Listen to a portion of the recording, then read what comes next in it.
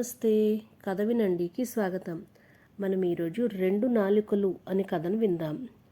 ఓసారి ఎప్పట్లానే సభ కొలువుతీరి ఉంది. ఇంతలో పాములు ఆడించే వ్యక్తి వచ్చి అక్బర్ ముందు నాగుపామును ఆడించాడు. అక్బర్ చివర్లో ఆ పాములు ఆడించే వ్యక్తికి చాలా బంగారు నాణాలు ఇచ్చాడు. దాన్ని అడవిలో వదిలేసి తాను ఇచ్చిన ధనంతో ఏదైనా వ్యాపారం ప్రారంభించుకోమని చెప్పి పంపించేశాడు. ఇంతలో సభకు బీర్బల్ వచ్చాడు. బీర్బల్, ఇప్పుడే పాము ఆడటం చూశాను. దానికి 2 నాలుకలున్నాయి. మరి మనుషులకు 2 నాలుకలు ఉంటాయా అని అడిగాడు. జహాపనా, దాదాపు మన రాజ్య ప్రజలందరికీ 2 నాలుకలు ఉన్నాయి అని బీర్బల్ తొణకకుండా చెప్పాడు.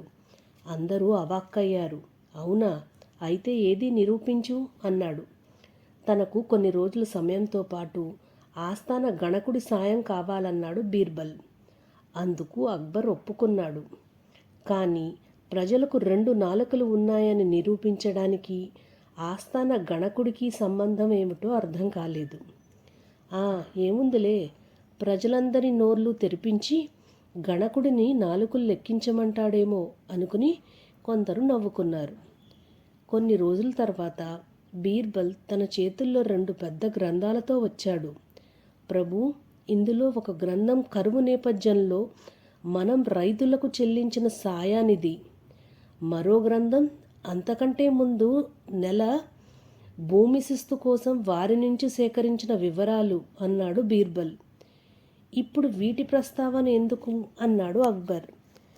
మొదటి గ్రంథంలో ఉన్న వారి వివరాలన్నీ 2వ గ్రంథంలోనూ ఉన్నాయి. కానీ పరిహారం కోసం సేకరించిన వివరాల్లో ప్రజలు తాముకున్న భూమిని ఎక్కువగా చూపించారు. శిస్తు కోసం సేకరించిన వివరాల్లో ఆ ప్రజలే తమకు భూమిని బాగా తగ్గించి చూపించారు. ఇప్పుడు మీరే చెప్పండి ప్రభు, మన ప్రజలకు 2 నాలుకలు ఉన్నట్లా లేనట్లా అన్నాడు బీర్బల్. రాజ్యంలో లోపాభూయిష్టంగా ఉన్న విధానాన్ని సందర్భోచితంగా తన ముందుకు తెచ్చిన బీర్బల్ను అక్బర్ మెచ్చుకున్నాడు.